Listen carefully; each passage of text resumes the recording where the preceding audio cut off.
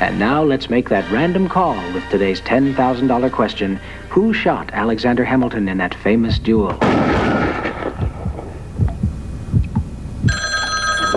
Hello, for $10,000. Excuse me? Oh, I'm sorry. Your time is up. Got milk? Funky colors. Shapes that swing. It's impossible.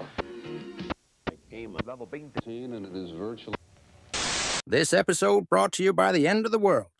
Buckle up, everyone, and enjoy the ride.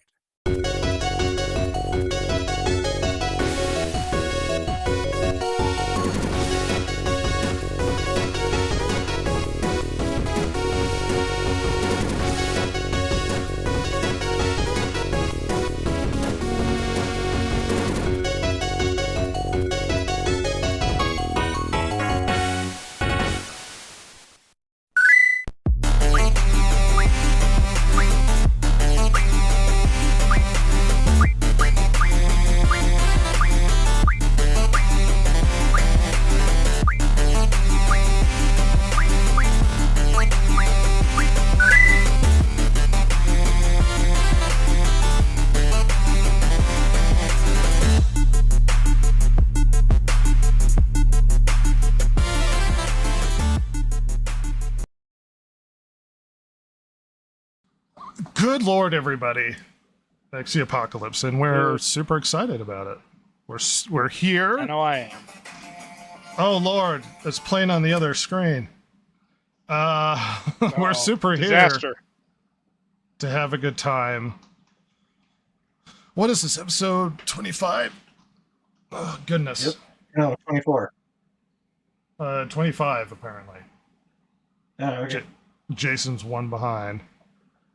We can talk about last week's topic if you need to.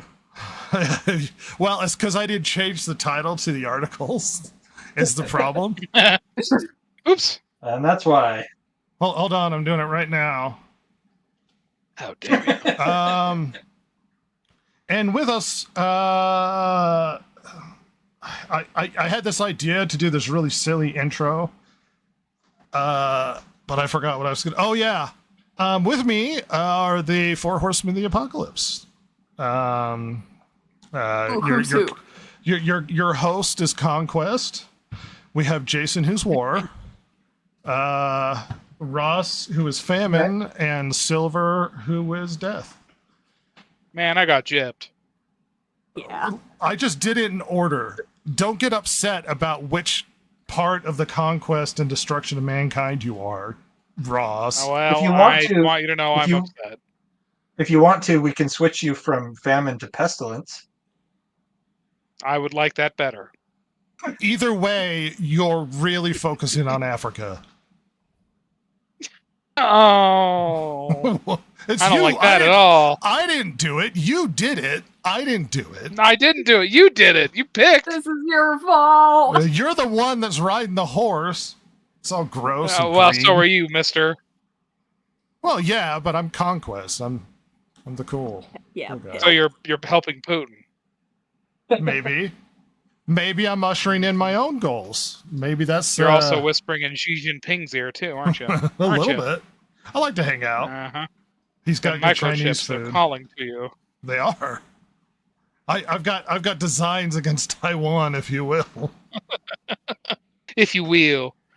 And then I turn it over to Jason. I start the problem, but I don't like to resolve it. I just make it really bad, and then Jason has to deal with it. Going. Yeah.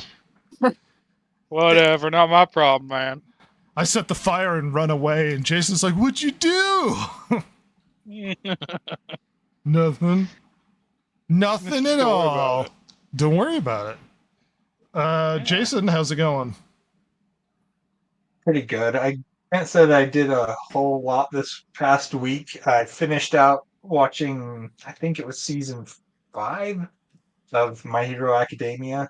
I can't say that I really enjoyed the ending of that season because they focused on the bad guys and like their motivations and backstories and stuff. I'm like, I don't care. the bad guys. I want to see the good guys win. So there's that. I did start an anime called Horimiya, which is incredibly funny. Oh my gosh. You like that one? I haven't seen it, but I know of it. I want to see it. It's really funny. So the one kid in it, he comes to school, he dresses normal at school, but it's to hide the fact that he has 9 piercings and tattoos. My God. And yeah, this is in high school in Japan. Oh, I've and seen so this. I when the wouldn't main- recommend it. Ah! I don't know. I've only seen like the first couple of episodes, and they were Yeah, funny. it sucks. So- It sucks. Oh, that's too bad. It sucks huge balls. Do not watch this show. I'm gonna. No, Sad now. I'm in charge. Don't watch Horimiya. It sucks balls. I'm gonna. I've seen a Um, lot of terrible okay. anime. That is essentially my trope. I watch whatever garbage is out there. I have seen the one where they turn into a vending machine in a dungeon. And that show is horrible. I've seen part of that one, and that one, Uh, yeah, that one's awful. Objectively horrible. I finished that one, even though I was miserable. I stopped watching Horimiya. That's pretty bad. Yeah, that's how bad it was. Have you watched it's got some ridiculous name. It's the full dive MMO is really terrible or something like that. That is a garbage anime right there. One of the worst isekai type animes I've ever seen. Was that the VR one that we talked about? Yeah. Yeah, you hated that one. I've seen so much terrible anime. It actually has something interesting to do, so I didn't have as much of a problem with it as you seem to. I don't know. I hated it. It was so bad. It was different. Finally, it was fun. I was like, I've seen so many copycat isekais. I wanted to shoot myself in the flipping face. I was like, oh no, another one. At least with this one, it's like, oh, it's different and everything's awful. It's miserable. It is miserable. It was a slog to get through it. Let me tell you. I didn't have that. Yeah, that's much of a about it for me this week. I really haven't gotten back to My Hero Academia. By the way, it lost me season 4. Like it just wasn't. Yeah, I gave up probably season 3. Like beginning of season 4. I've done some reading and stuff because I'm really big into reading, and but I just haven't finished the books that I started. So I'm still working on those. So far I'm enjoying them, but I'm just not ready really to comment on them because I haven't finished them yet. So Ross. Week's been good. Went paddleboarding the other day. It was lovely. Ooh. Where'd you go? Did you just stand Hiram. or sit? Yeah. Oh God, I sat. I'm not standing. I will stand Debacle. briefly. Did you try and stand? Oh no, I didn't even try. I'm gonna be honest with you. I fell off sitting. Because the thing is, where I went, that reservoir has motorboats that go by. Oh yeah.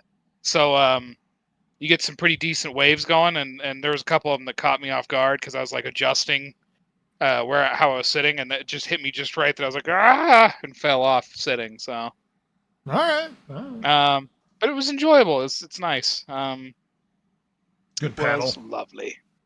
Yeah.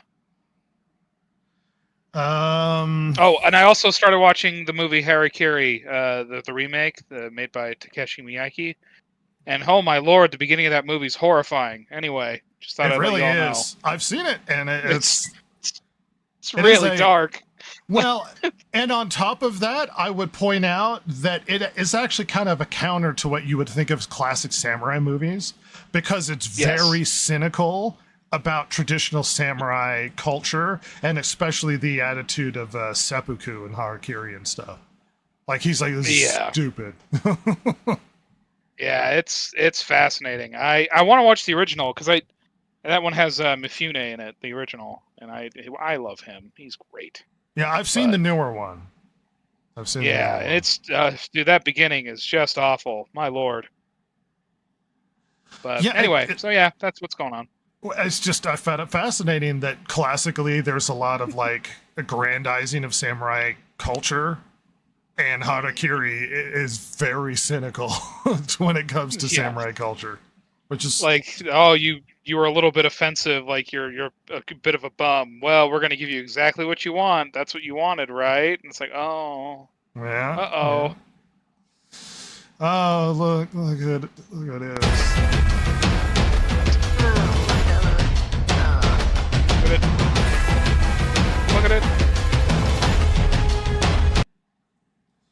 Ew, Silverval. Ew.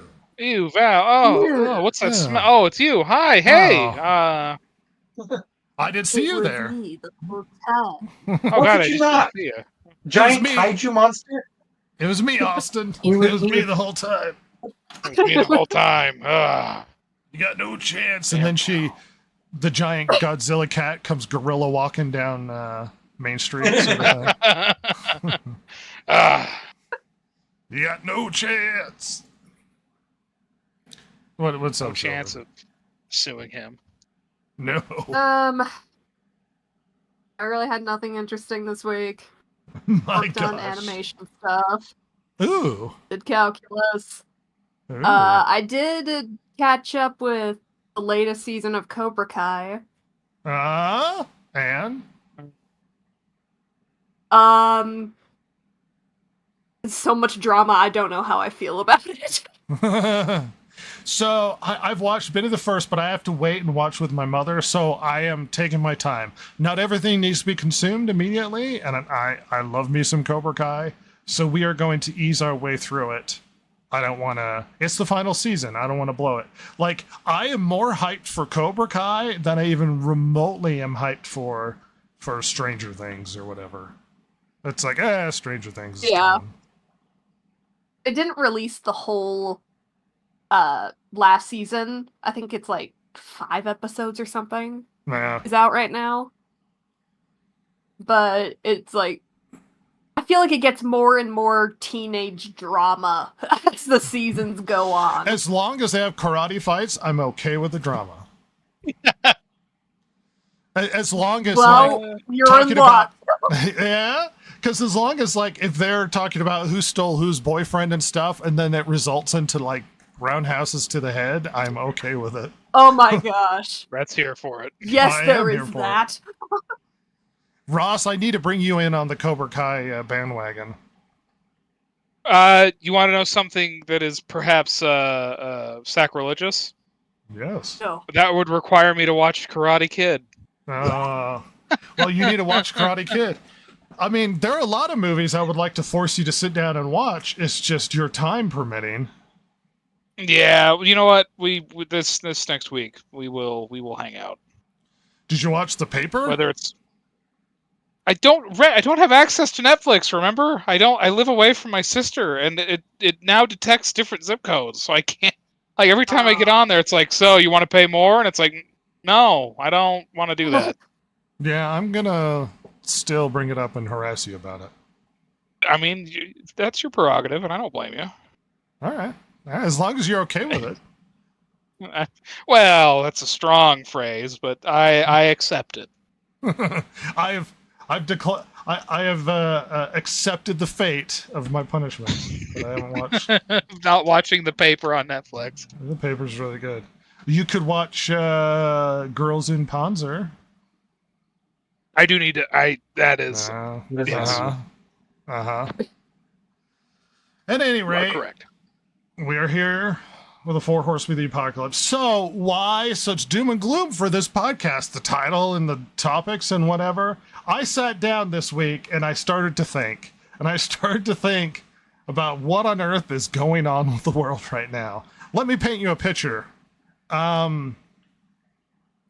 We have the invasion of Ukraine, the war in the Middle East with Palestine, massive protests and violence in Paris, massive protests and violence in England at the moment, the successful offing of Shinzo Abe, the attempted offing of Donald Trump. There was another European prime minister that had been offed as well. I'm trying to not hit buzzwords that the AI algorithm might catch me on. Right.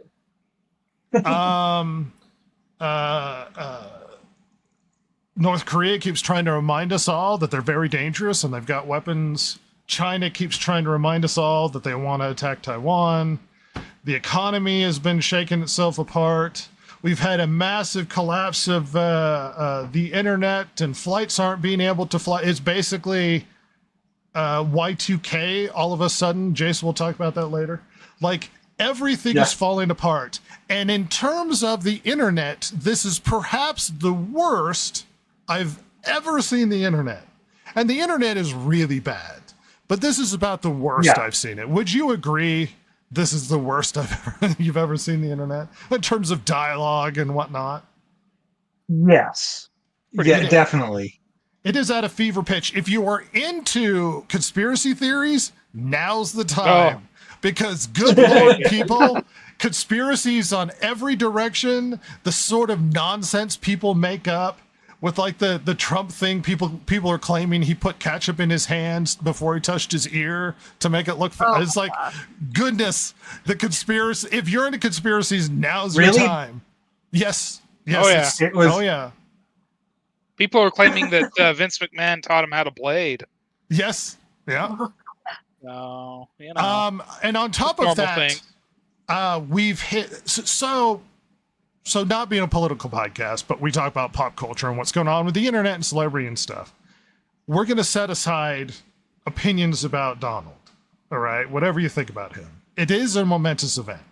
But the reaction from the internet and from celebrity in general has been a shitstorm of epic proportions. Destiny, who we famously spoke about on this podcast, has degenerated into just screaming and belittling anybody involved with it. He flat out accused he suggested that the fireman who died protecting his family deserved it, and he thought it was funny.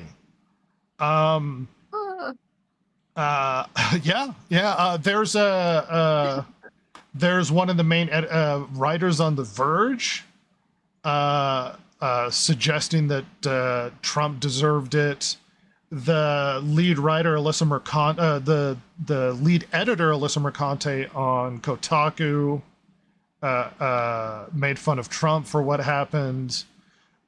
Mark Hamill suggested that he was exaggerating it and put a large thing on and made fun of his ear thing to cover the injury, and then suggested he was falling asleep during the moment of silence because Mark Hamill's a massive left-wing shill and a douche.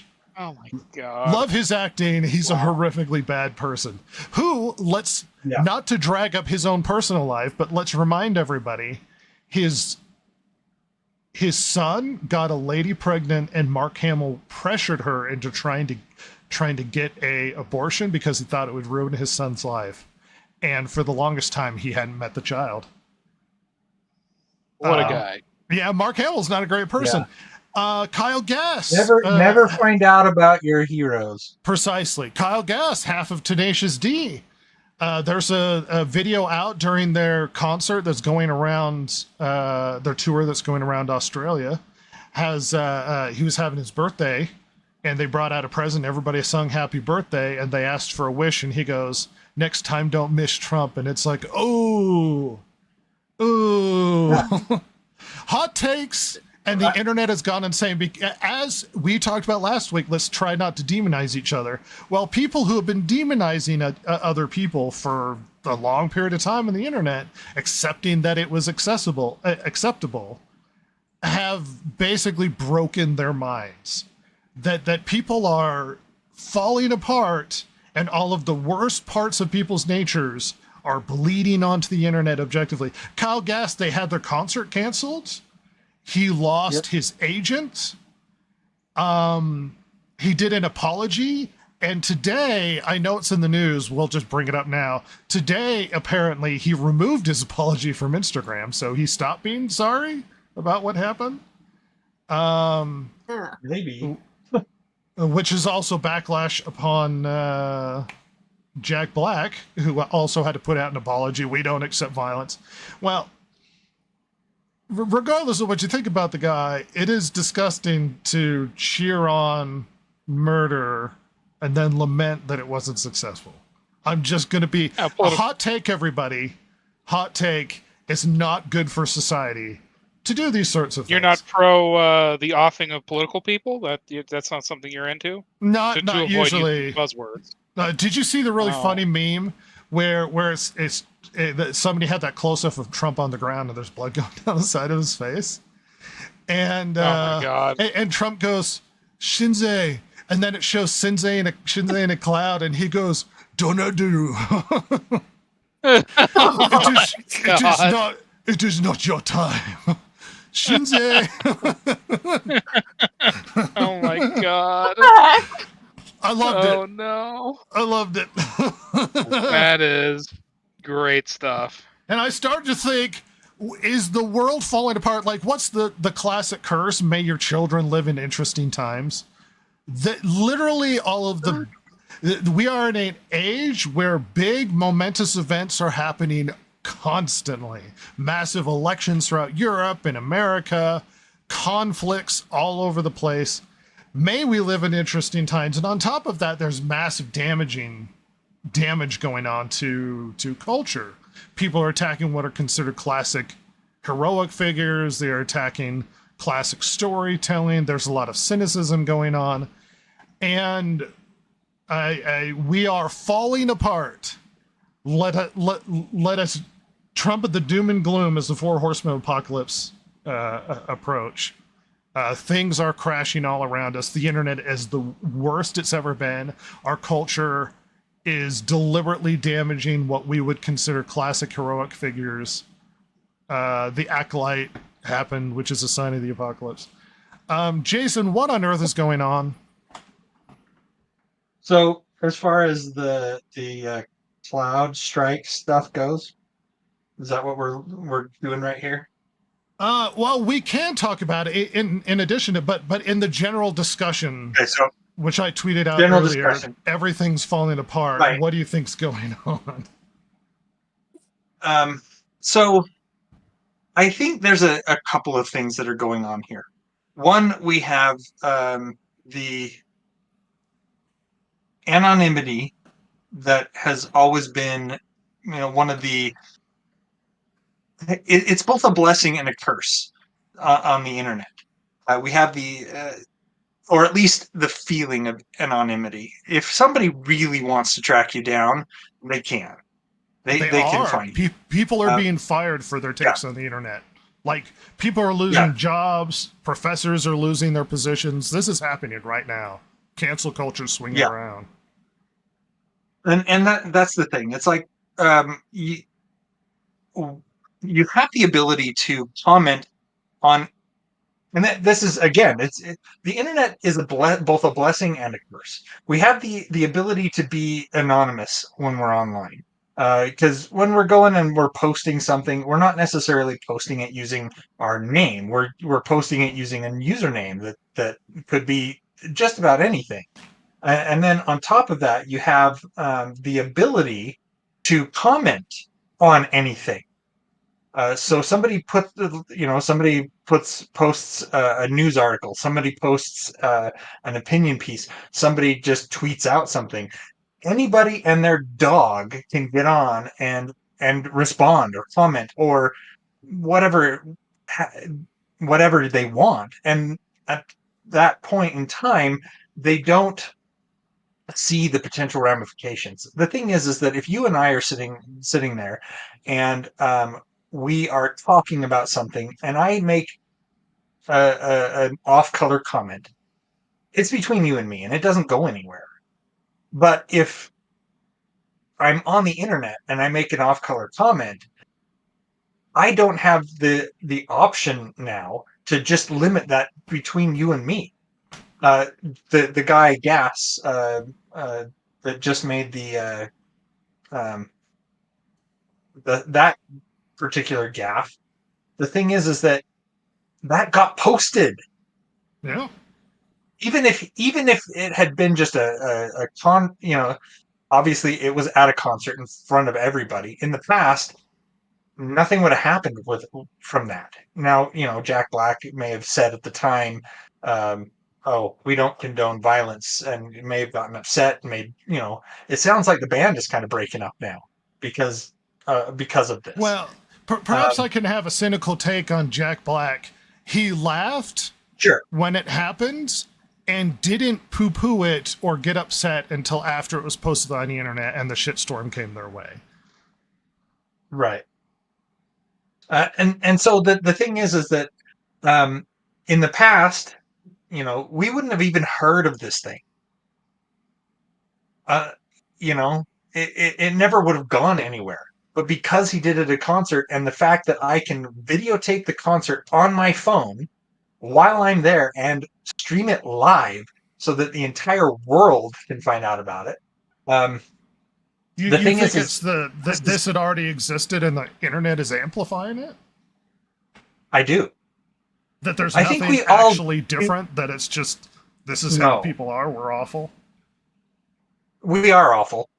You got me there. We are awful. The thing is that I think that we all do and say stupid things when something comes into our head and we're like, and it just comes out of our mouth. We don't necessarily put the brakes on like we should, and the internet is amplifying that. It's allowing me to say something stupid that I don't believe, and that I normally wouldn't say in polite company. You know what I mean? And everyone and their dog can pick that up and run away with it. The thing is that how many times in the past would some random, you're at a random place anywhere on the planet, you say something stupid, and you just happen to say it to a reporter who then reports it to the world. That would never have happened 20 years ago.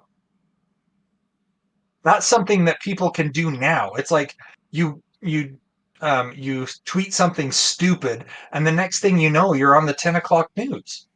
I mean, I think you have a point there. The only thing I want to add to is that the internet also has encouraged this sort of dialogue. So I don't think it's just we would naturally do stupid things and that the internet is simply exposing it. I think there's something, the internet, it's almost exponential. It's we might say something bad, but it snowballs the problem more than anything. Yeah, and that's the other thing. It's the other part of human nature that enjoys looking at a car wreck. You know what I mean? Sure. You're driving down the road. There's a car wreck.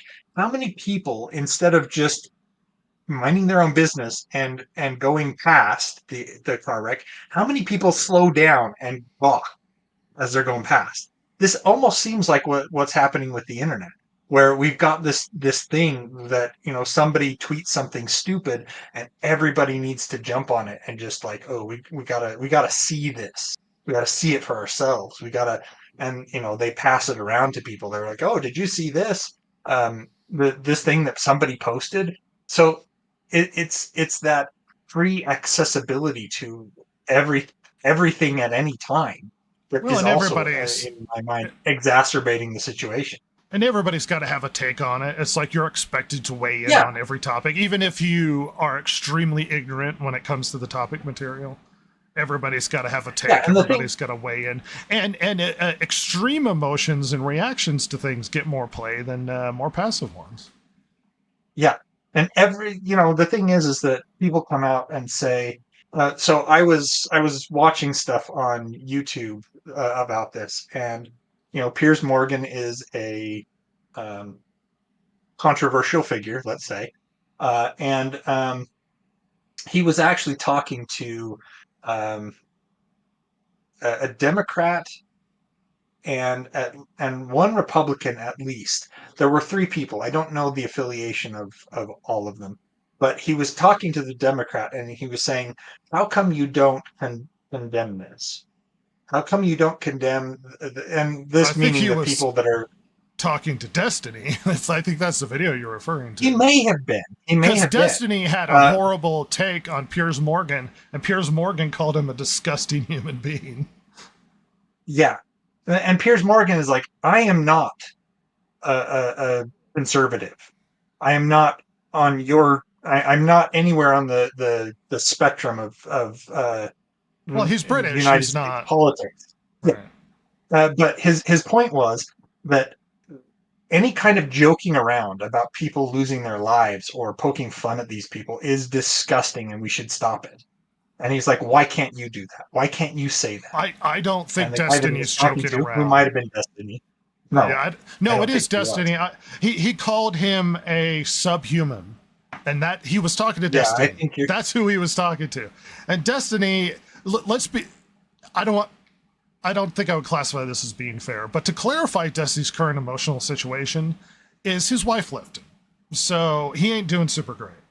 So that might at least clarify that he just doesn't care, and but he has had, because people are talking, well, he used to be more reasonable, and his wife left him, so he's a lot more crazy. And it's like, you could find horrific videos about how he talks about killing all of the Republicans, and he wants them out of his country before this, well before this. Destiny, and that Destiny usually goes down as people think he's a reasonable interlocutor who can interact with the other side and have reasoned arguments. He's clarified that he hates that part of his personality. Thanks, Jesse. He hates that part of his personality, that he would prefer to just be emotional, but people get upset with him when he does his extreme rhetoric, so he acts more calm. He said this, that he acts calm, but he's really not that person. Because we're talking about how the Destiny... To clarify to Jesse asks, why are we talking about Destiny? To clarify, the internet has gone insane, and we're talking about the celebrity drama going on in response to recent events. And Destiny, to clarify, said some really horrific things about the guy that died at the Trump rally, and got banned off of Kick, and got demonetized on Twitter, and there might have been some other stuff. And we're responding to the idea that he's being canceled for the takes he's had. I don't agree with his takes, and perhaps we could steer this conversation into the direction of free speech and cancel culture anyway. But before we do that, I'd like to get into Ross and what he thinks is going on across the world. So, I don't know, man. Jason, I think, has some really good points there as far as, it's just exposing the conversations that we would normally have amongst friends, or maybe just a group of people, a small group of people, to, the world because of anonymity. I think that's a really good point. But sure, as far as, how it, I don't know, kind of you'd mentioned earlier, sort of the, kind of in media, celebrating, taking down the heroic figures and all that sort of stuff. I mean, the deconstruction of these sorts of things has happened before. I mean, late 60s into the 70s was renowned for that. Yeah. With the Western becoming very cynical and dark, from the white 10-gallon hat versus the black 10-gallon hat. Sure. And that, we're, funnily enough, that era is kind of end capped with some very infamous attempts on the lives of politicians, with Reagan in the early 80s at the end of it, and RFK and JFK before that, MLK. You think these are cultural sort of markers for direction things are going? That's interesting, though. It's cool. I don't know. Maybe it's just something I thought of because I was trying to think of, because we've kind of seen this before with media getting much more cynical in the 70s, with the Vietnam War ending and it not being the glorious American war that I think certainly everybody the boomer hoped generation it would be. grew up with. Right. My parents are legit boomers, and they and their friends, their dads or uncles or whoever were all World War II vets. And so when that war kicked off, Vietnam, they wanted to go do the heroic thing like their family members did, and then it turns out to not be that kind of war, and that was really, traumatizing, especially when soldiers come back, and the reception is really negative to them, mostly unduly, if I'm honest.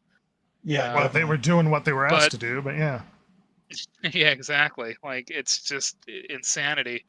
But and that's when you start to see media get much more cynical and dark with movies. I mean, with the grander like Hollywood machine kind of going that direction. I mean, probably some of the early ones of that. I mean, The Godfather is a really good example of that. I mean, you had a prestige film about a crime family that was not about like because normally those kind of movies were very much B movies. It was like, oh, look at these the hot people doing these evil crimes, like it was very it was meant to be kind of salacious, whereas this movie's literally about a family, and it was Yeah. from that point of view, despite the fact they're horrible people. Also And that would have coinciding with never a lot happened in the of 60s. coinciding with a lot of domestic violence issues at the time as well. Yeah. Oh yeah, with crime rates skyrocketing. I mean, even as early as the late 50s, but especially once the 60s rolled around into the 70s, crime rates were going nuts. You had the NYPD creating entire units to like stake out high robbery areas, and literally were just there to wait for people to try and rob places, then kill them. So it's, I don't know. And weirdly enough, we've kind of seen a bit of an increase in crime, and Yeah, more yeah, cynical, if at least not more stupid. So maybe it is. I mean, that's the first thing I thought of when I was trying to kind of connect these things together. Is like, well, the 70s saw this with media getting cynical and kind of darker, along with like end-capped attempts on the lives of politicians and other political figures. So, what is your response to the exaggerated emotion that's existing across the internet? We're seeing celebrities canceled, professors canceled, well-known YouTubers and personalities like Destiny canceled, because everybody's coming out with very awful takes on what is a major event in an attempted murder. I two things come to my mind. In a very short term look at it, as far as what I can see, this is the pendulum swinging the other way. Not that long ago, we saw a lot of this similar, not the same, but similar behavior. But it was like more amongst the left wing, or the left going to the right, I guess you'd say. With like, you mean like a cancel culture sort of pendulum? In a sense, yeah. On top of that, though, I think the other thing is, I think the internet heightens, in the same way that media, like whether it's jokes or memes or music that gets really popular, but then it fades away much faster. And I for some reason, I feel like this also has an effect on emotion because of that disconnect from reality. Like it allows you to either get really, really upset or really over something that maybe, it's wrong, or maybe not even upset, but like, or even more uncaring. You know what I mean? Sure. Like, so that's the only thing I can think of, because the internet's the thing that's very different now, and I think it's also something that we as a society have we've not come to terms with yet, as how it will actually affect us. We're kind of learning as we go. And we didn't really think it out when it first came about, because it was just a great way to send memos and emails.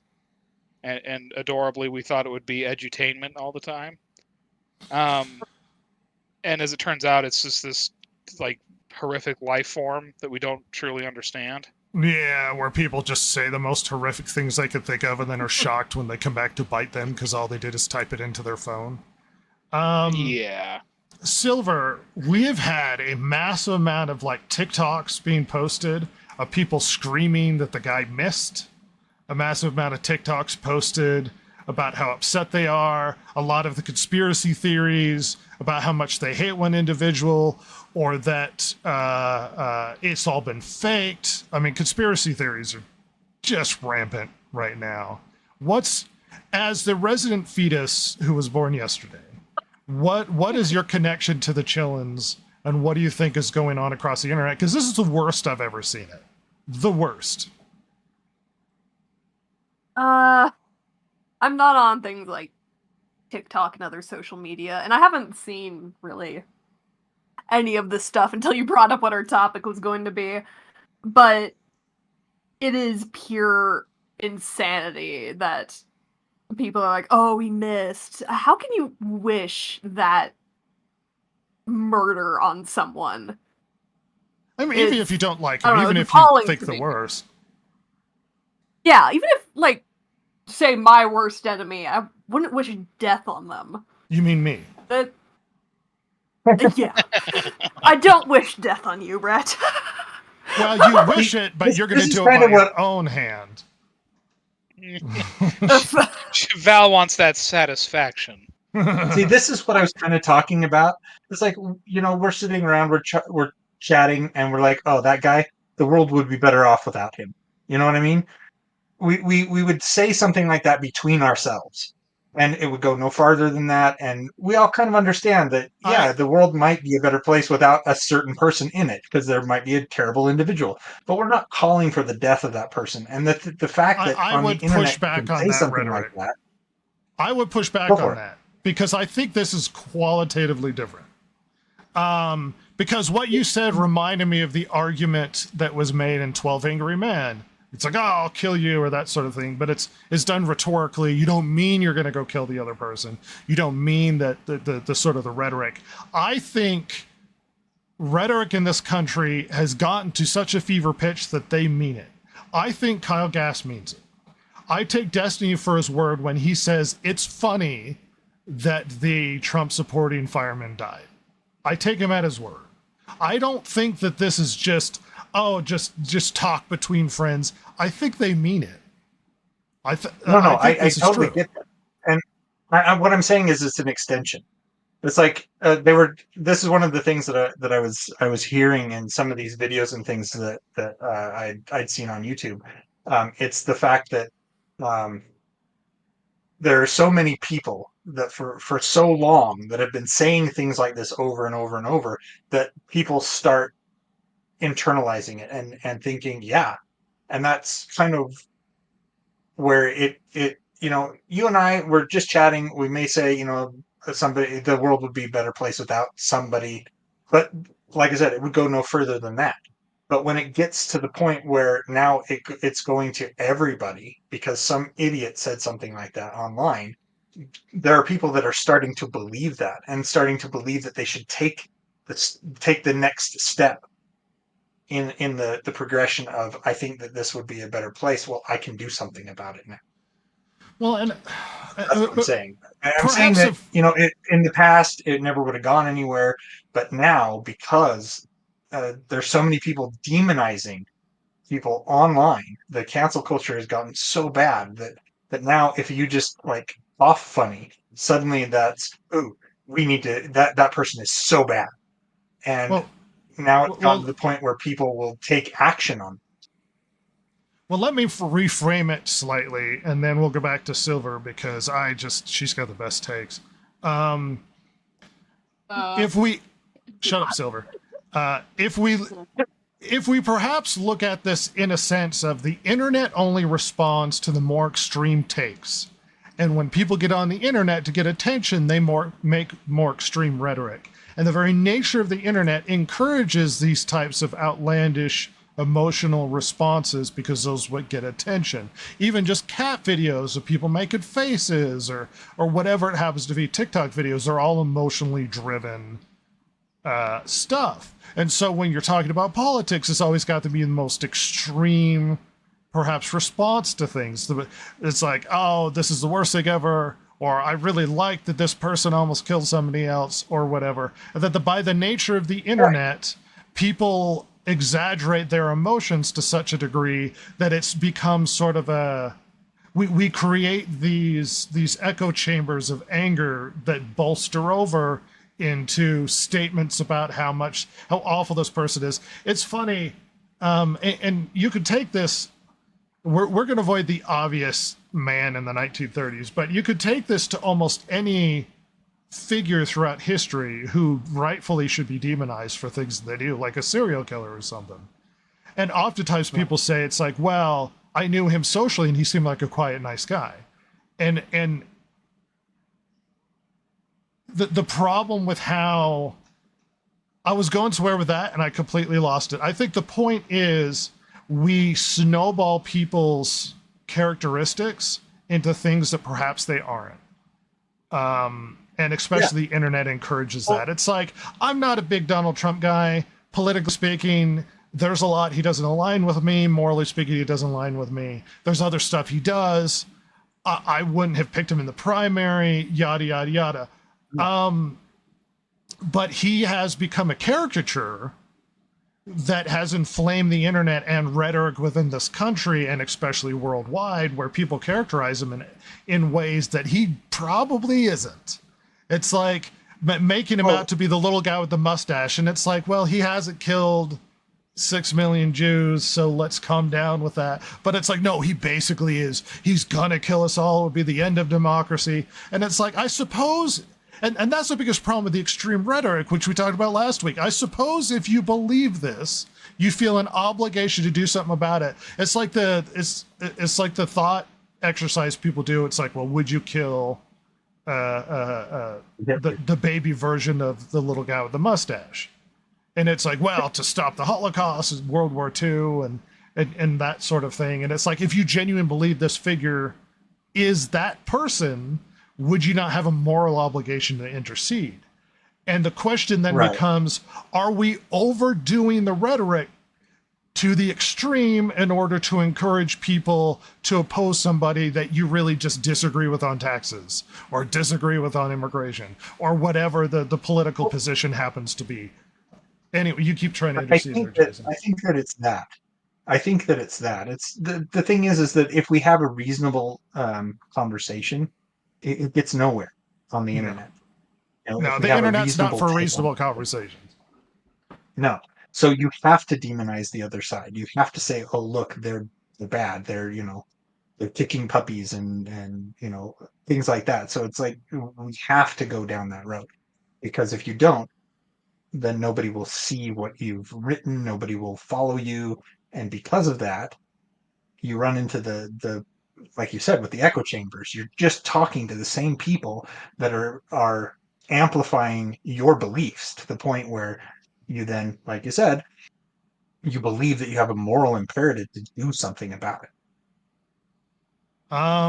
Silver, there's been a lot of conversation about cancel culture throughout the last how many years of people just going, I disagree with your political perspective. I'm going to destroy your life. I'm going to call your business, your company, your employer.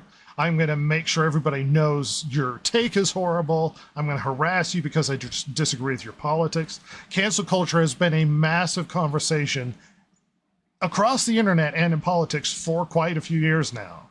And it has destroyed quite a few lives, for good or ill, because people have had political perspectives.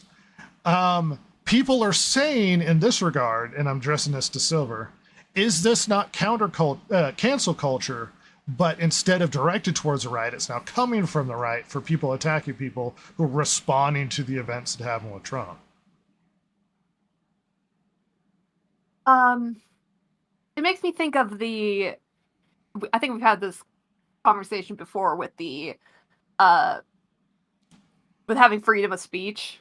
Sure. How it's like, yeah, you can say anything you want, but you can't go into a building and yell fire, something like that. Mm-hmm. I think that's incitements to violence. Well, there are qualifiers when it comes to freedom of speech. Incitement to violence, incitement to like I could say I wish you were dead. I can't say I want you to die or I'm gonna kill you. You know what I mean? Like, then that would be outside the element of freedom of speech, where I'm like, everybody go kill this person. And they're just like, whoa, you've gone too far. Incitement to violence are not allowed. Sorry to interrupt you. You were getting somewhere. No, I was just continuing down, being like, so, I kind of lost my point there. No, you're fine. Well, let me at least encourage you slightly. There, a lot of the difference going on is when it comes to cancel culture. It's like, I don't like your political opinion on, let's say, the topic du jour of the day, like the LGBTQ issue.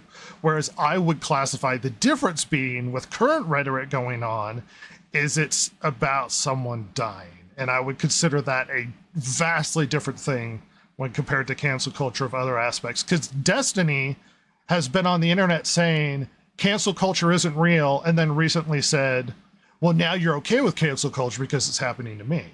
And it's like, no, first of all, cancel culture was real, and I wouldn't call this cancel culture if you're essentially inciting violence and advocating for people to be killed. There's a difference between the two, qualitatively, perhaps. Sorry, Silver, go ahead. Yeah, pretty much what you were getting at is like, okay, you're advocating for someone's murder. I don't think that's good. I don't think you should be doing that. Meanwhile, it's like, if we point it out going, so, oh, you shouldn't be saying that, and them throwing back the cancel culture thing at us. Yeah, it is entirely different. We're just like... Go ahead. Go ahead. Well, how about I give you an alternate theory? Destiny being one figure, but what about Kyle Gass's situation? Where would he fall into the freedom of speech? Where would he fall into cancel culture? Do you think it's right they canceled his concert based upon him expressing the fact that he wished he had died? Because it's within the laws of freedom of speech. It's a horrible take. Is it a joke? I didn't think it was, but if it's a joke, it's not funny.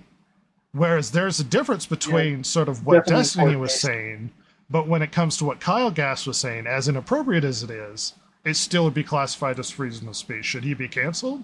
Should he be shoved out of the public space because of public opinion? Yeah, so that one, I think, like, yeah, what he said was horrible. Yeah, it was within the law, so yeah, he can say it. So I don't think he should be canceled per se. He's just ruining himself there by saying it. So he's lost, I'm sure, many fans with saying that. So he's just kind of damaging himself that way anyway. But yeah, it's within the law. You just ruin his image in other people's eyes. And people deciding because they don't like your politics and not consuming your product is not necessarily cancel culture. Calling to remove somebody is cancel culture. Jason, in the event of the world collapsing and all of these worldwide events going on and everything getting really worse, why did we have Y2K? Why did we have Y2K? So because of the way computers were designed and the way the operating systems and everything were implemented, they didn't think, and there are so many of these design flaws that persisted for years. Let me just say that it was a design flaw. Basically, when you would put in a date into a computer, if you tried to put in a date before 1900, you got an error. Well, it was actually before like 1970, you got an error. And the problem with the Y2K stuff was because when we switched over to the year 2000, they only were saving the last two digits of the year, which were 00 for the year 2000. Well, that violated the this design flaw that said you can't put any date in that is before 1970. Because obviously 00 is less than 70, so that's before 1970. So when the year 2000 was coming around and people were realizing, oh my gosh, we have a huge problem here, they really stepped up in a lot of cases, and they fixed the code really, really quickly. They pushed out a lot of patches and stuff. I remember, and a lot of the rhetoric around it was the world could come to an end. Computer systems crash. The stock market doesn't function. Banks don't work. Planes are falling out of the sky. And yesterday... He's not being hyperbolic here. They Yeah. actually were saying They were planes saying that. falling out of the sky. Chris Jericho piggybacked on that and created a whole career after the events of Y2K. Y2J, baby. And yet yesterday, planes literally couldn't fly, systems weren't working, the internet goes down, Xbox, you can't get online on Xbox Live, and a lot of damage happened to Microsoft overall. We essentially had a Y2K moment. What on earth happened? Yeah, we did. So CloudStrike is it's the company, and what they do is cybersecurity, and they do it for a whole bunch of cloud computing type stuff. And one of the things that they do it for, and this doesn't sound like it's a huge deal, but they say they have like 29,000 clients. Well, one of those clients is Microsoft, and so it's all a downstream thing. There was a CloudStrike, and what they're doing is they're constantly seeking to update their methods of detecting and blocking cybersecurity attacks, viruses, what have you. So they sent out an update to their clients, which are basically all running Microsoft Windows computers. So this error got propagated everywhere. This wasn't just a localized thing. This was a global takedown of the internet and computer systems everywhere. Let's see. I was looking up some stuff. To clarify, it was more related to Microsoft systems, but Yeah. I mean, if you were running a Mac or you were running a Linux computer, you're pretty much just fine. But the planes weren't like dropping out of the sky. It was mostly just like their booking systems. They couldn't get in to check people's past their tickets and things, and so they had to ground flights because they weren't sure who was supposed to be on them, and they ended up canceling hundreds, flights if in I a lot recall. of cases. There was 100 and something over, state-wise, and then a couple hundred internationally, as I recall. It was 300 and some odd for like Delta. I'm trying to find where I'd seen it, but there were 8.5 million Windows devices that were affected by this CloudStrike outage. And that's and the problem is that as soon as CloudStrike knew it had happened, they were scrambling to get this fixed, right? But the computers themselves, because they had the faulty code, they would try to boot up, and it just put them into a boot loop. So they try to boot up, it would fail, and then shut down, and then they try to boot up again. And some of the computers, when they pushed out the patches, were able to get the patch, load it, fix it, and they were fine. But a lot of computers, and they're still being affected right now.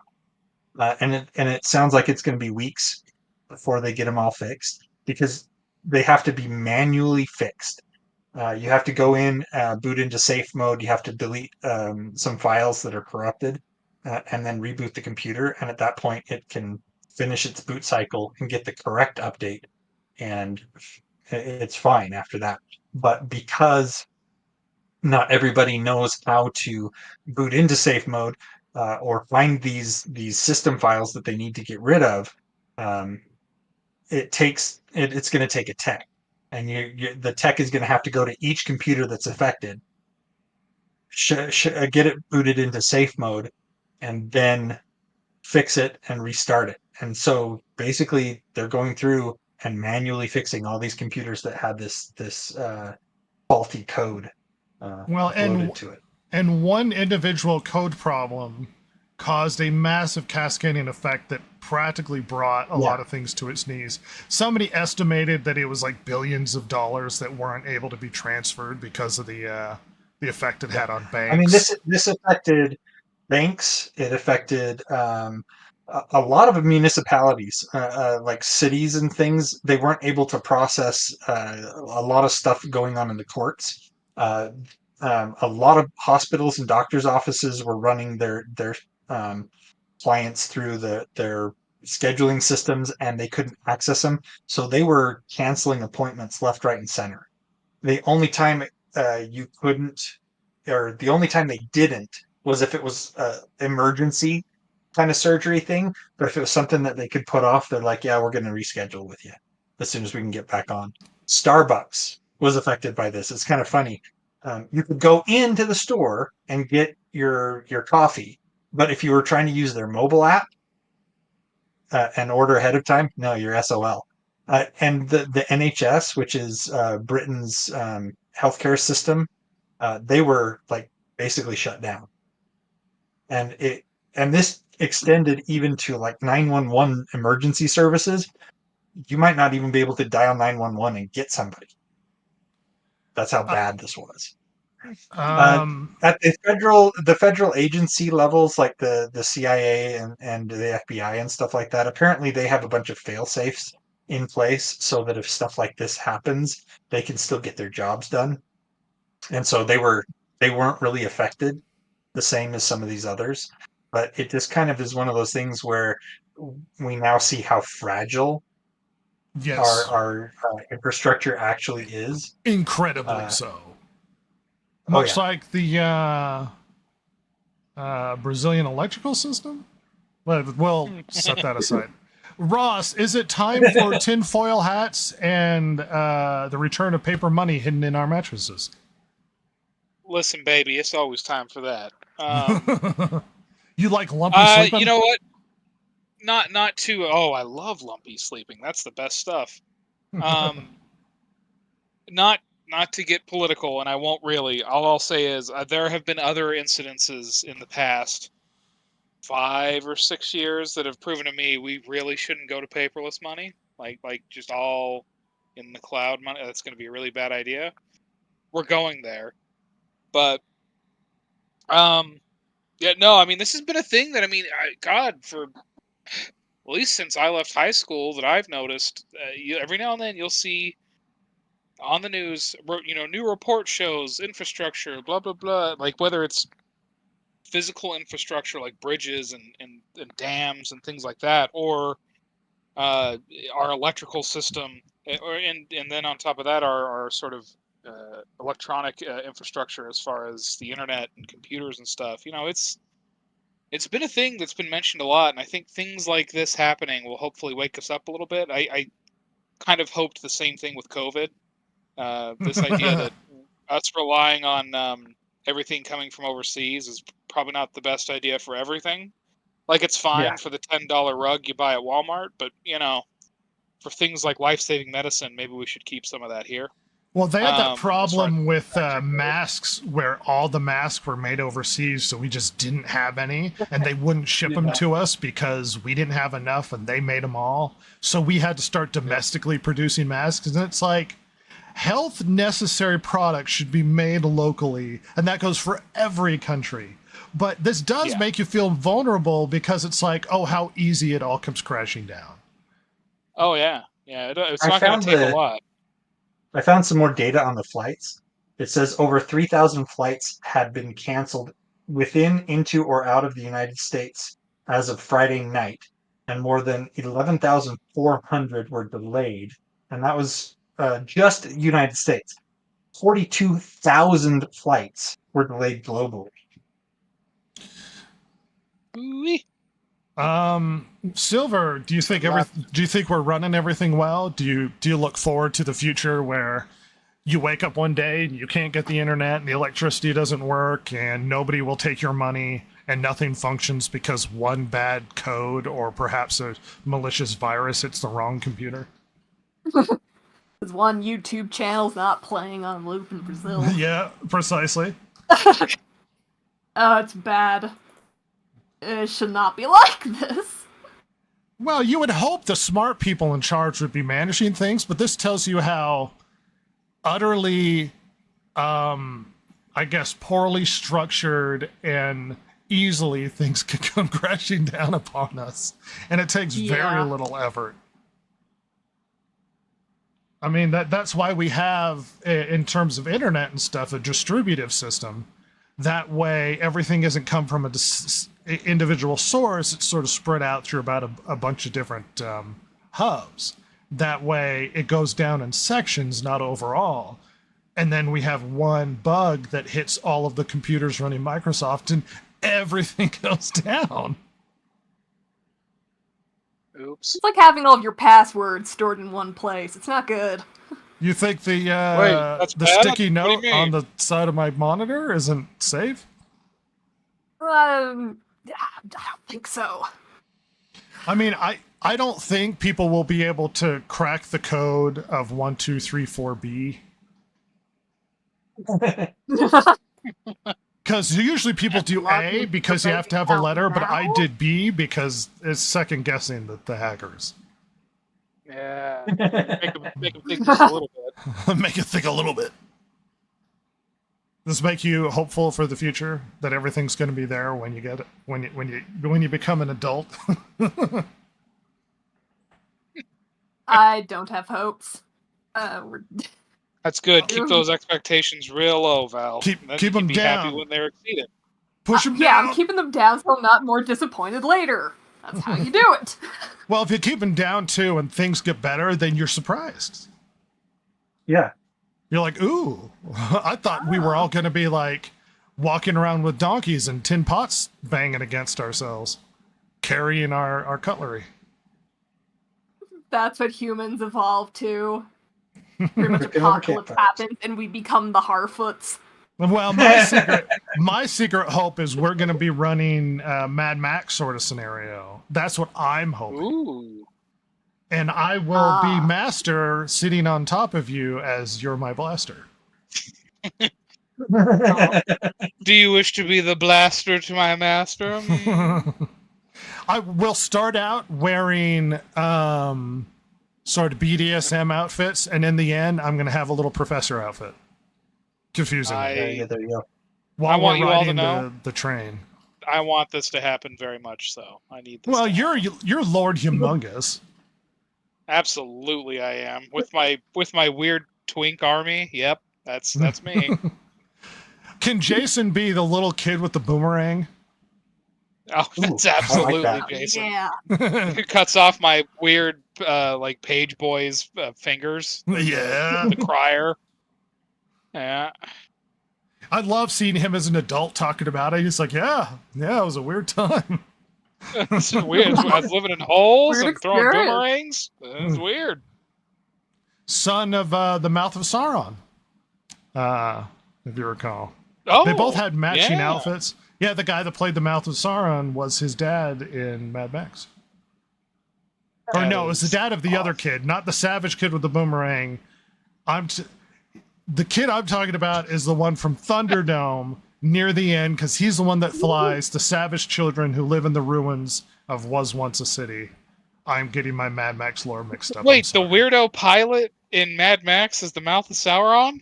Yes, famous Australian Oh, actor. that's perfect. By Yeah, the because way. he's That's got a everything big it needed mouth to be. and it's very He expressive. super does. Yes, It's super. he's the same guy. He's very famous as an Australian actor too. He was in episode 3 in Star Wars as well. Oh, who do you play in Yeah. that? The guy with the lines going down the middle of his face, the really cool looking alien that looked like he should be a Sith, but he was Oh. just a diplomat for some reason. Yes.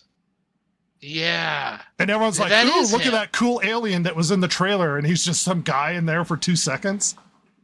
Just a guy. He's just a guy. There are a lot of savage children in the Mad Max lore, I'd have to say. Well, that's what Mad Max World does to you, you know? I just love that we go from Thunderdome to he's hanging out with a bunch of savage children who are talking about the Pocky-Clips and passing down their stories to the new generation. And then he was going to be the pilot that was going to lead them to the promised land. And eventually, Mad Max ended up strapped to the front of a car later on, used as a blood bag for some war boy. Or maybe Needless it to was earlier say. on. We don't know. Maybe we don't know where that plays in the timeline, the lore that is Mad Max. I never saw Furiosa. apparently a lot of people didn't either. You know, The apocalypse is coming, everybody. Things are getting worse. Rhetoric, attempts against politicians' lives, the internet's going down, dogs and cats living together. But we'll talk about things that really matter, and that's stupid news that's on the internet, so news dump. The Distracted Gamer Podcast's big steaming pile of news dump.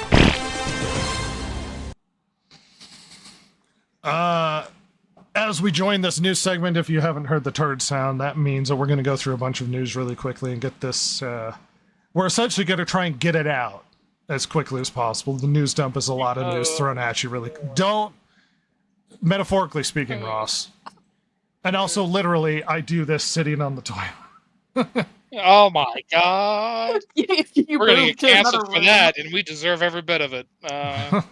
Podcast, the podcast on the toilet, the only podcast that's done on the toilet.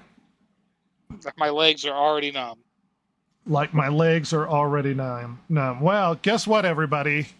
Apparently, the rumor is that the Russo brothers are back. Kevin Feige declined to. I clicked the wrong screen. Kevin Feige declined to comment. To clarify, the Russo brothers are the ones that did Captain America, Winter Soldier. They did Civil War. They did Avengers: Infinity War and Endgame. Endgame wasn't that great. The other ones were pretty good. They also did Gray Man on Netflix, which was not good. They also did Citadel, which is the second most expensive show ever made on Amazon, and it crapped the bed. They had plans for international series, spin-offs, a bunch of other stuff about these spy organizations, and no one gave a fart. Like, to give you some clarification, it is running on close to the cost of Rings of Power. That's how much money they spent on it. Wow. And I guarantee you, none of you have seen it. I have. Nope. I haven't. Yeah, and that should tell you something. But apparently, the rumor is that they are going to be back to direct Avengers 5 and 6. I have a big question for you guys. It seems like they don't do successful outside of Marvel, but then again, Endgame wasn't that great. Who's in the Avengers? You mean the MCU? Like, who's Now? alive that is going to be in these movies as an Avenger? Can you think of anybody that would qualify? Are they gonna put Hulk back in it? Are they going to drag out A weird Tony combined Stark's Hulk? corpse Let's and just see. Yeah, rattle it whatever. around? Let's see. I mean, we have the Hulk. We have Ant-Man. Do we have the Hulk? Because he seems to be mostly apologizing for being a man and encouraging She-Hulk, who is probably True. the one that will take his place. Oh yeah, I'm not I don't know saying that. I'm just saying who's still alive from the previous Well, right, but movies. who is an Avenger that Obviously, would at this exist point- in this movie feasibly that still has a Well, character the that's real alive? answer is like Captain Marvel, like all these new ones that we've been having, and it'll be Yeah. terrible. Doctor Are they Strange, going to say maybe. Hawkeye? Doctor Strange, I maybe think he's Ant-Man if replaced. they're lucky, which that's a horrible thing to say. Silver's Uh, right. They might have replaced Hawkeye at this point. Girl Hawkeye. what's her Don't we name? have that? Yeah. Oh wait, and we have Iron Man replaced with what's her Iron name? Williams. Ironheart. Mandalorian, Grogu. Ironheart. The So it's going to Mandalorian. be kind of other character but replaced. And instead Grogu of Doctor shows up. Strange, we have what's her name? Fuck her, why America not? Chavez or whatever. Yeah. Oh, God. I don't. Yeah. And I am not encouraged by the future that is the Marvel movies. Looking down the road, no. whatever the Russo brothers, if they are attached, because Kevin Feige had a no comment, if they are attached to direct the new ones, they don't have anything to pick this movie up again. And to the freaking ads. And to clarify, Kevin Feige had an interesting comment.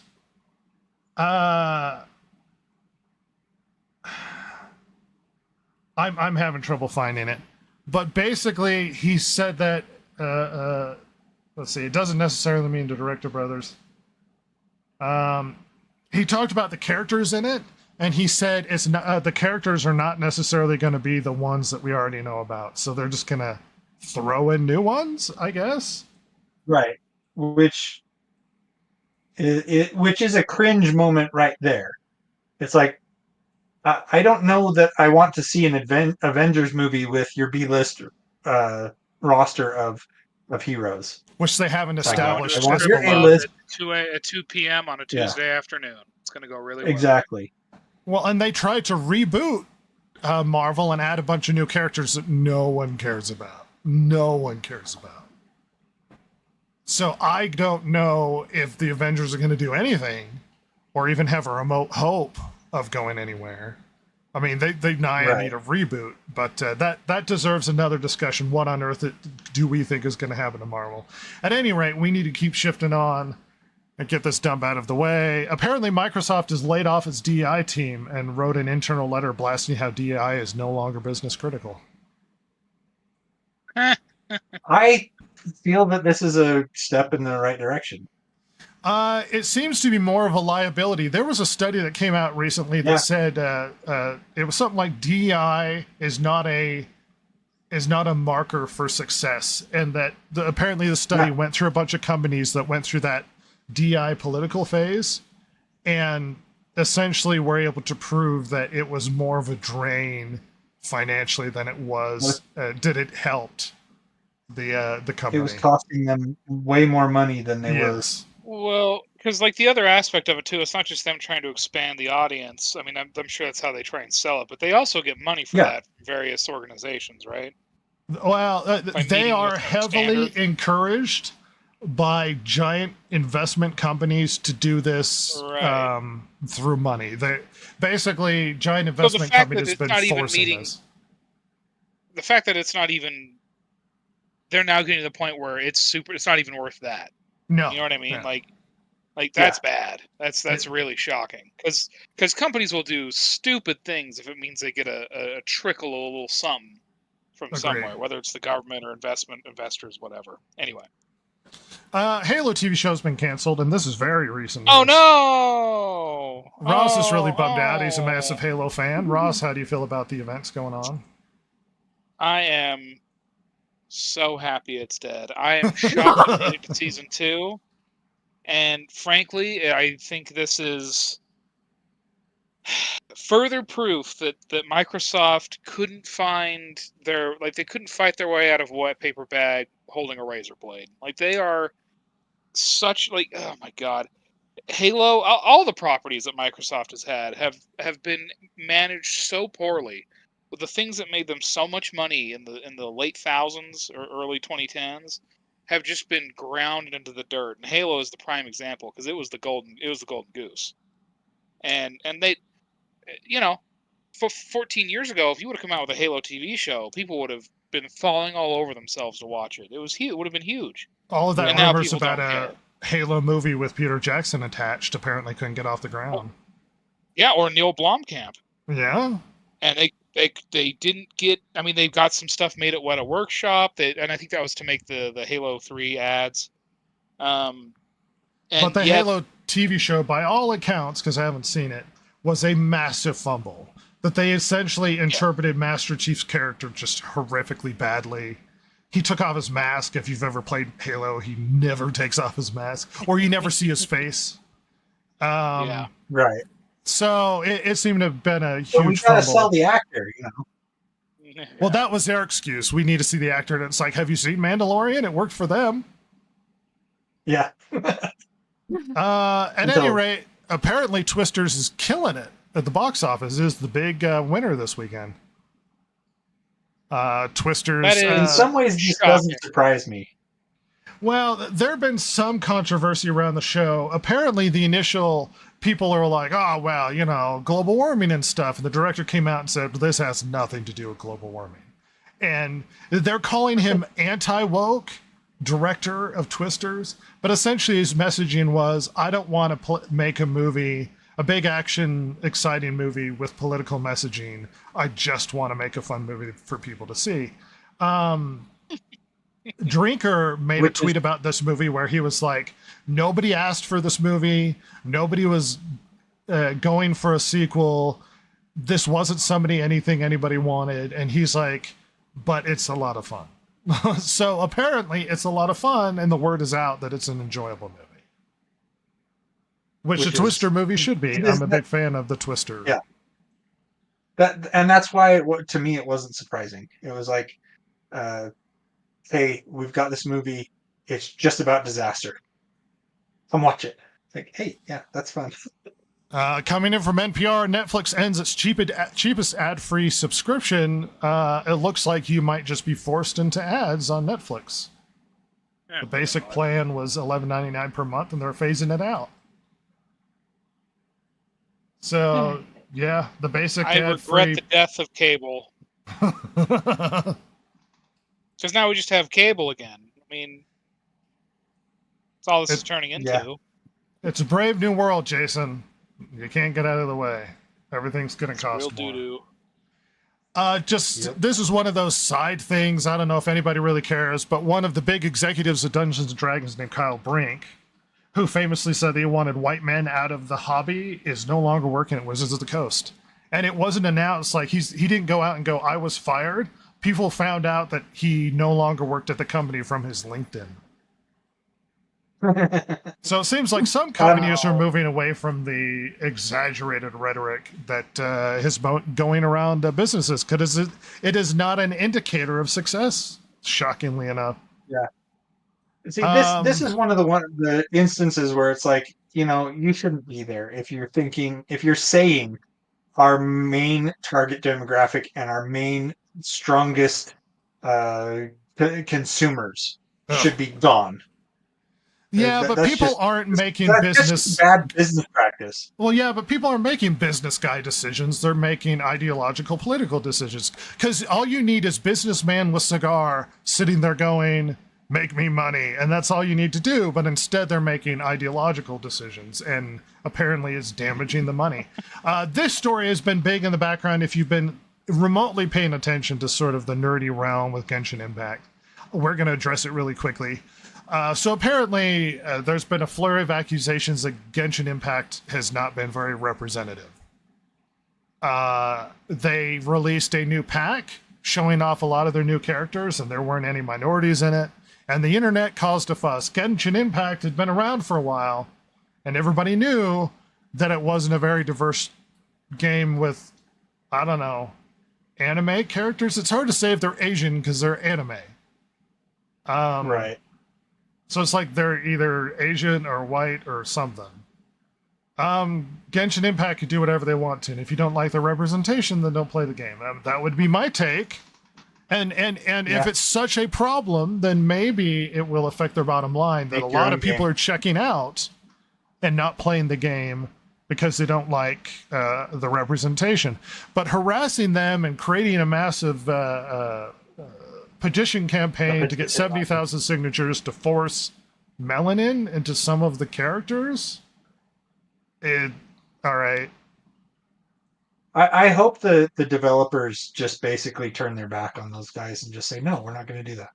Japan has had a habit lately of basically just ignoring the political sort of demands from the West, it seems. And they need to. Here's that story that I forgot about. Kevin Feige says, don't expect everybody to come back for the next Avengers film, which should tell you we don't know what's going to happen in the next Avengers film.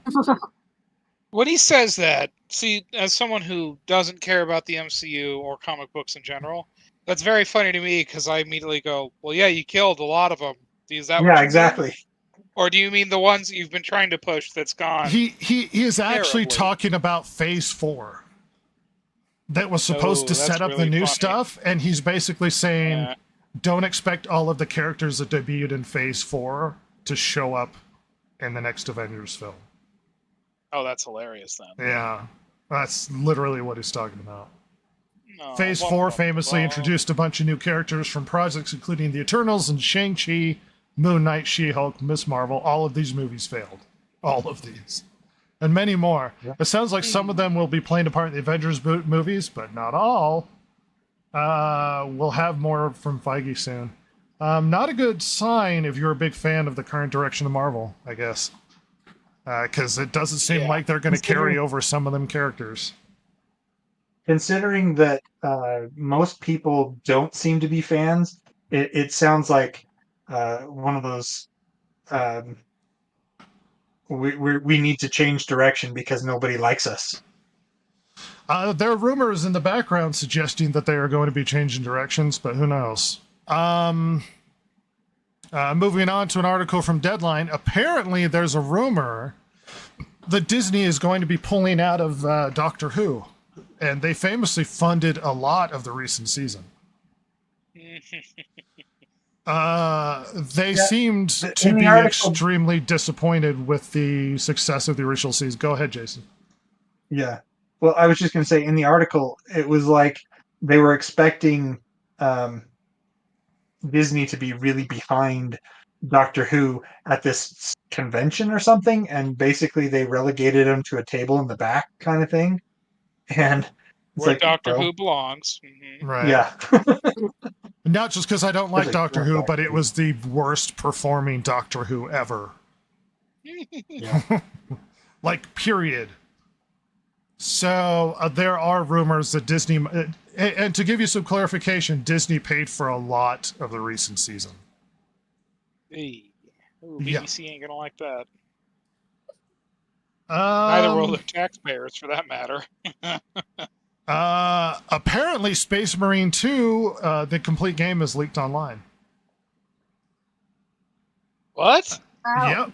Oh Somebody my got a hold of God. the complete game and shoved it online, and they say it's not done completely, that it's still being worked on, and the company is fully encouraging everybody to not spoil the game for themselves and go download it.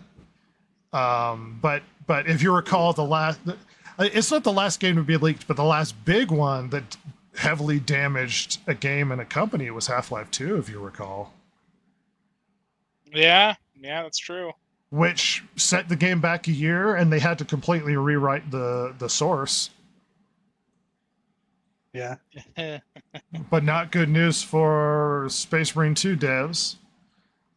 In a lighter note, we are back to talking about Yasuke, everybody.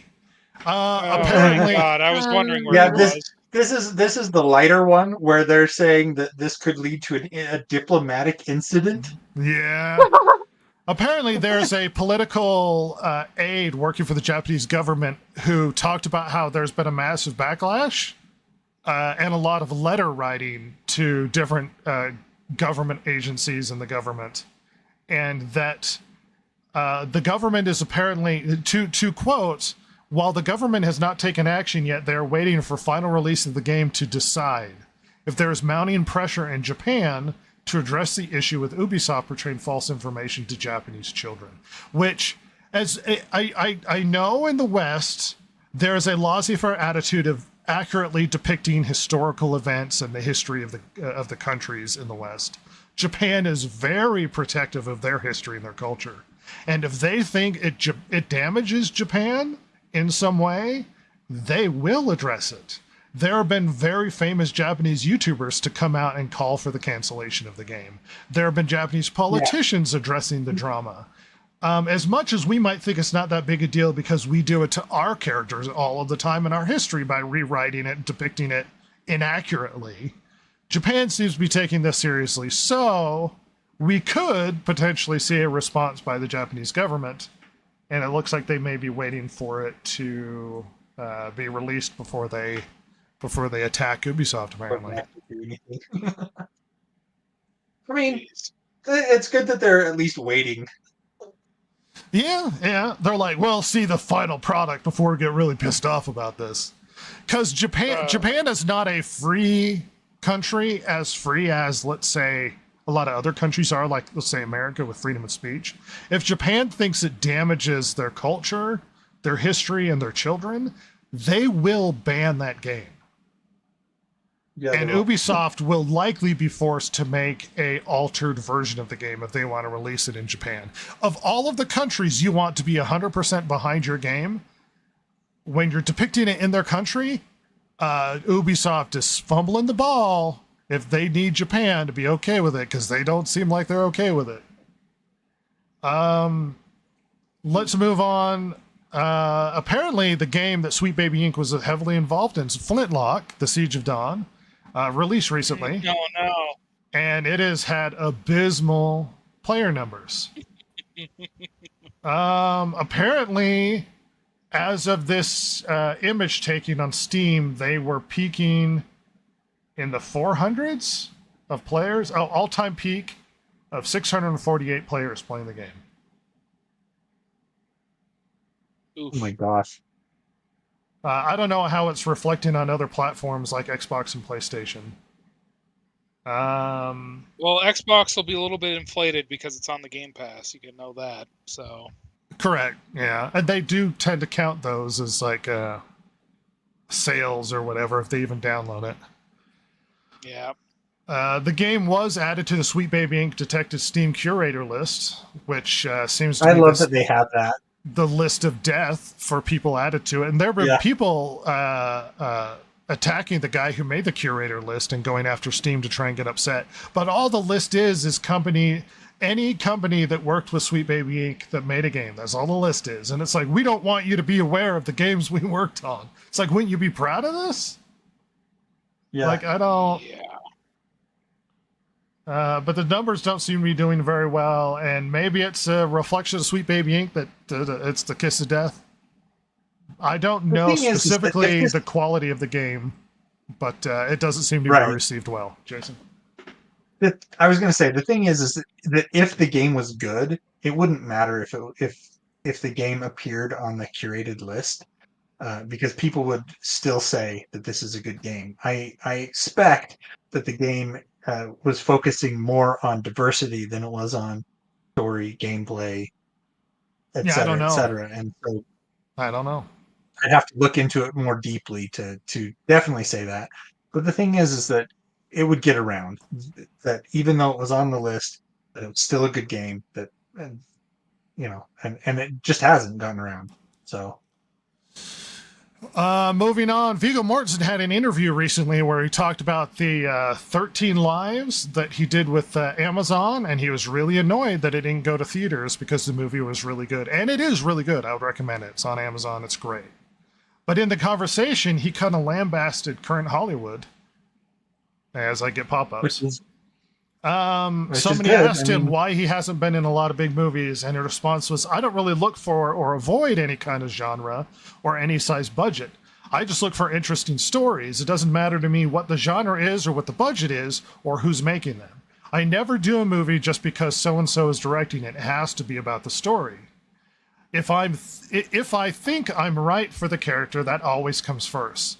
That goes for franchises. If somebody came to me with X movie, the third part or the ninth part, I thought it was a great character, I'd want to play that character, and I thought I had something to contribute, I'd do it. I'm not against that. But, said Mortensen, they're not usually that good. I mean, to me, they're not usually that well written. They're kind of predictable. I mean, of course, there's always the issue if I run out of money.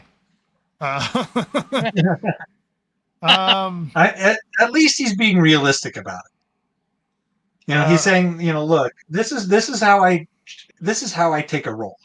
I think, is the story good? Is the character good? But I do realize that I need money. Well, that's beside the point of his main argument is movies nowadays, and why he hasn't been in a lot of big tentpole movies is because they suck, is essentially what he's saying. Yeah. They are doo-doo. And he had his little cynical joke of, I take it if I need money.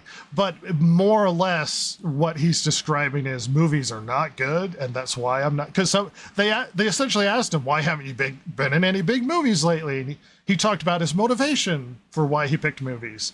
And he's like, just everything lately kind of sucks, and that's why I'm not doing them. And it's like, oh, interesting.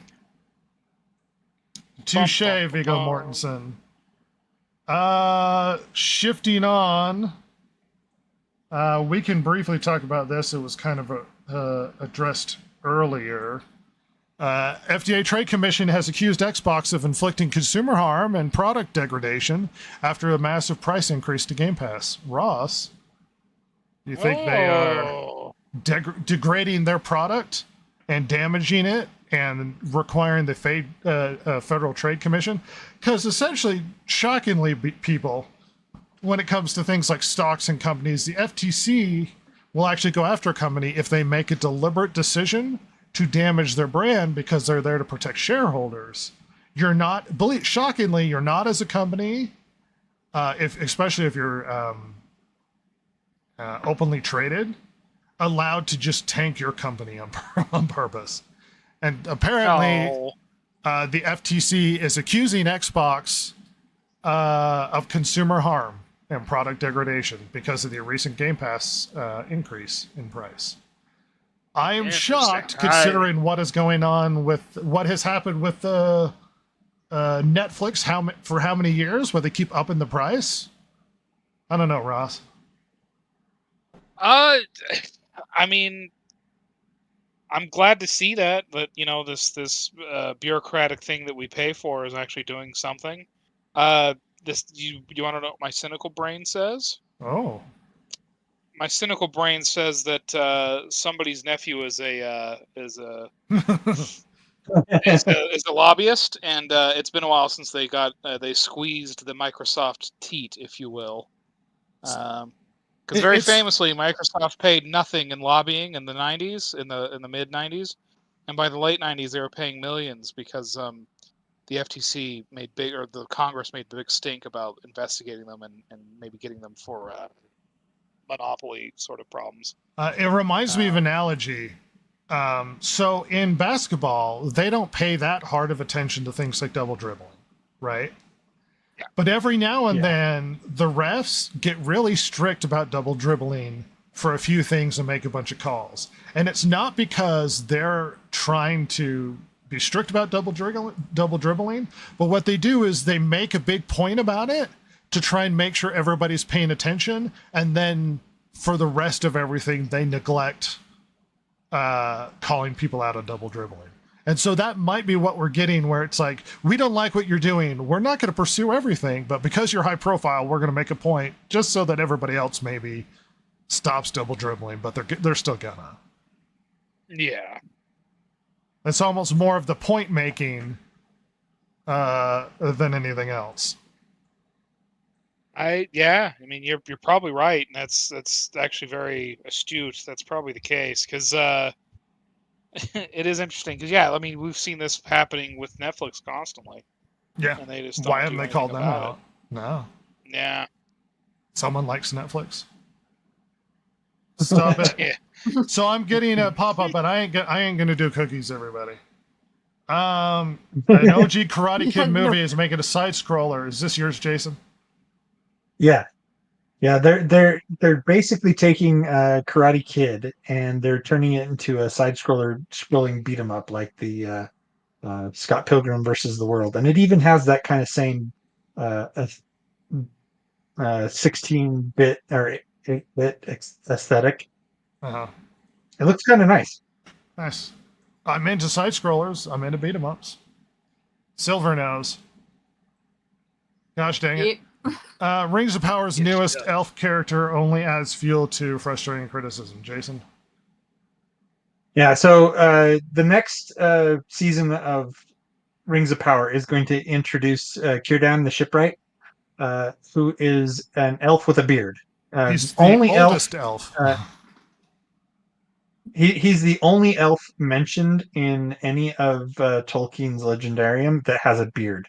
The rest of the elves are basically clean shaven, and I guess it's kind of weird, and this could be because people are stupid, but there's I guess there's been some backlash against Círdan the Shipwright, even though he seems to be portrayed rather spot on here.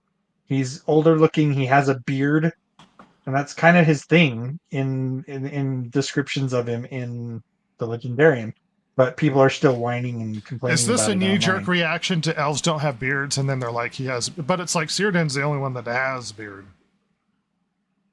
I mean, if all of the things they got inaccurate about the elves, where they're supposed to have long flowing hair, they're supposed to be pale and ethereal and stuff, of all of the things they got inaccurate, The one thing that they seem to be accurate on is Círdan. I haven't looked too deeply on this, but it's like, what a thing to nitpick on. Good lord.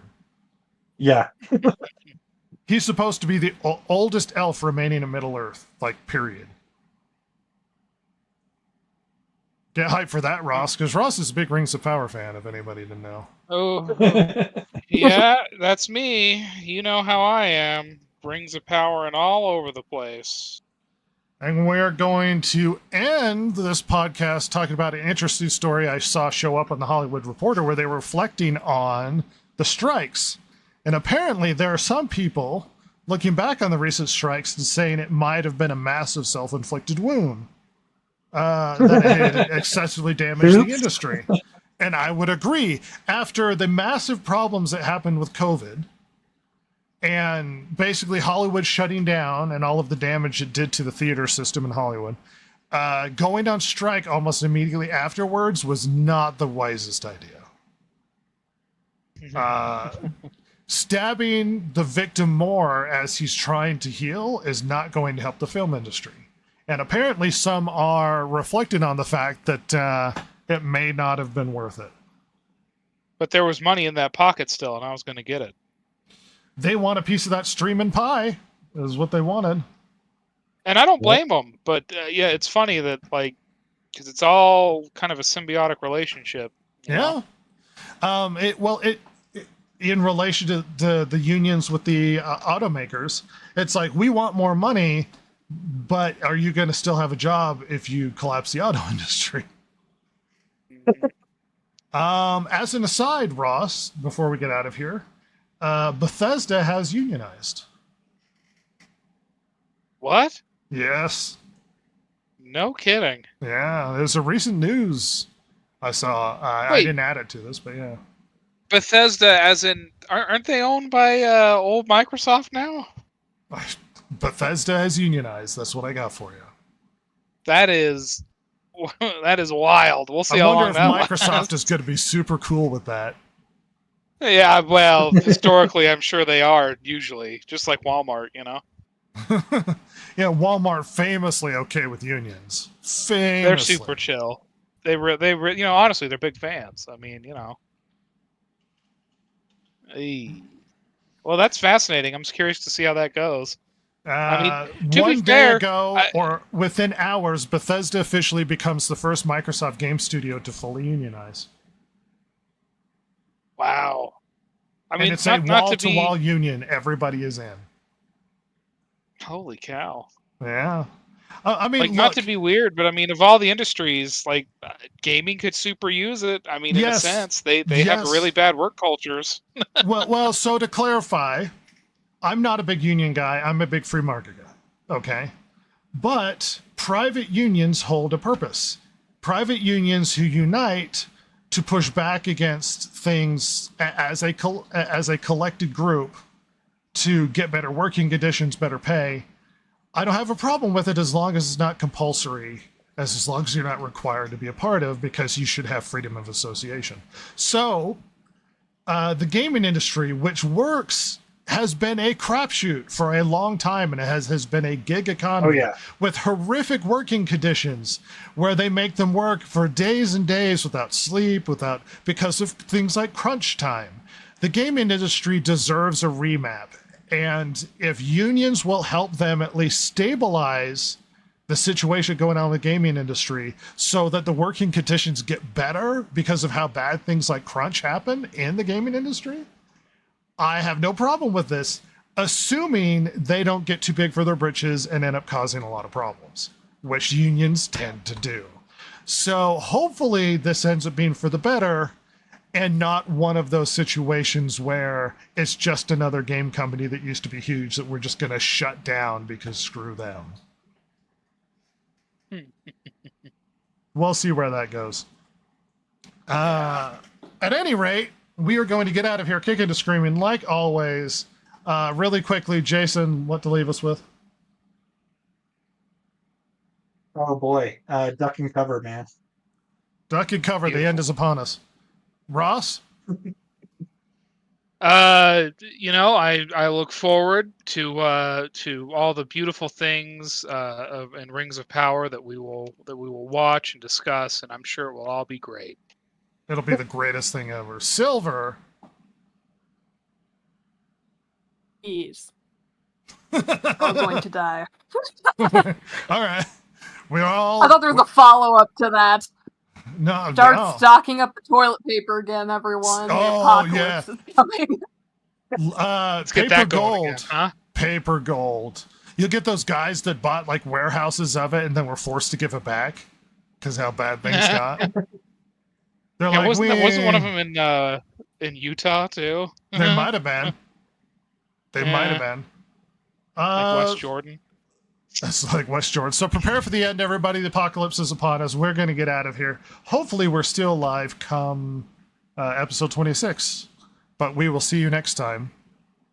And I'm going to have to cut this weird and this conversation out. But we didn't do the fight night. You want to do that really quickly? It's up to you. We can just save it for next week. Well, it's up to you. It's your segment. Yeah, I'm good. All right, well, I'm going to do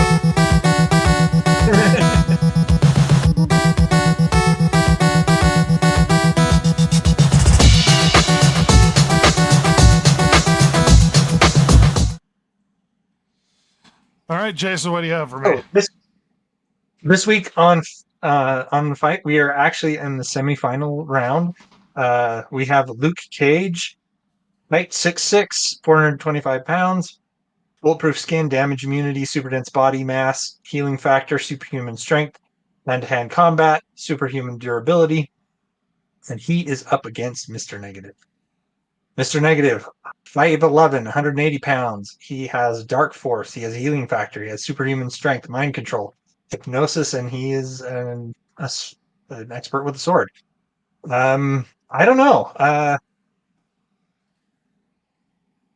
Well, if I'm presupposing every fight that has occurred before this point, and they're meeting, let's say, in an empty field, and they're just duking it out. Mm-hmm.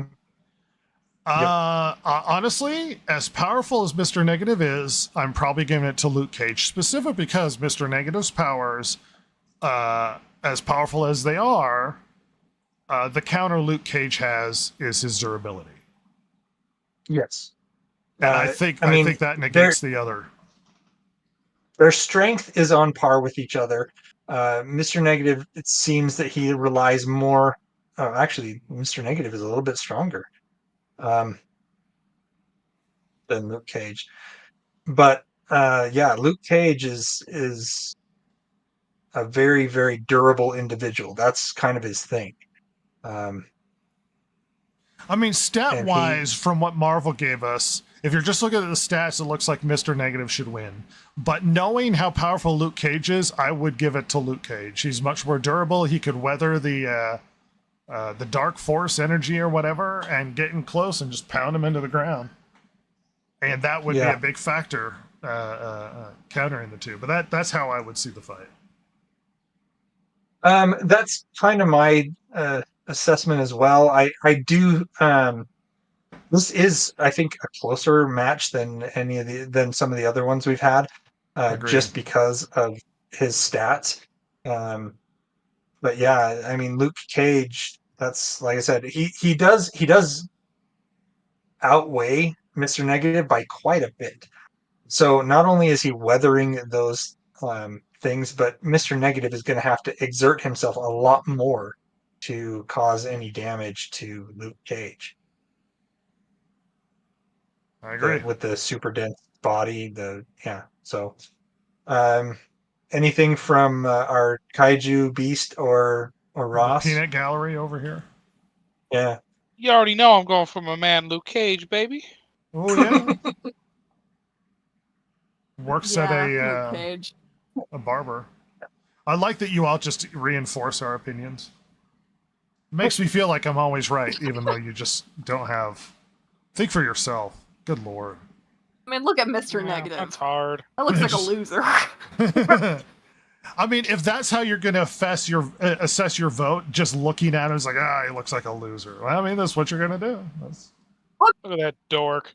What a dork. Look at Luke Cage. That's the face of a winner. Luke Cage So is the face of a next winner. week we're gonna have Look at him. Iron Fist versus Tombstone. Interesting. Yeah.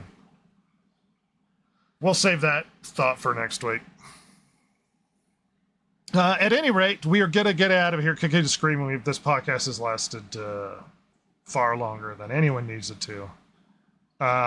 So in order to say goodbye, we have me, the of the Four Horsemen of the Apocalypse, I have the Conqueror, and Jason War. Say something, Jason. No, Yeah. Don't say. Ross is Famine, the scourge of the he southern changed to half of the Pestilence. hemisphere. Still the scourge of the southern half of the hemisphere. Yeah, that's right. They have it coming, I guess. I don't know. Silver is death. Do you fear death? Yeah. Yeah. At any rate, we need to get out here. Thanks for coming by, everybody. Say goodbye. Bye. Bye.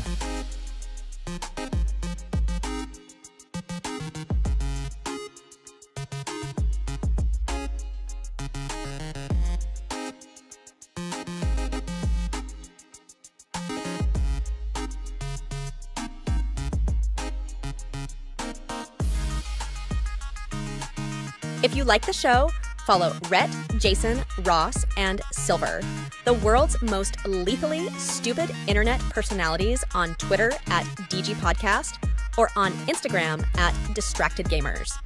If you liked or hated what you heard here today, you can email them at thedistractedgamers@gmail.com and share your feelings. Not that Jason would care, since he hasn't any, of course.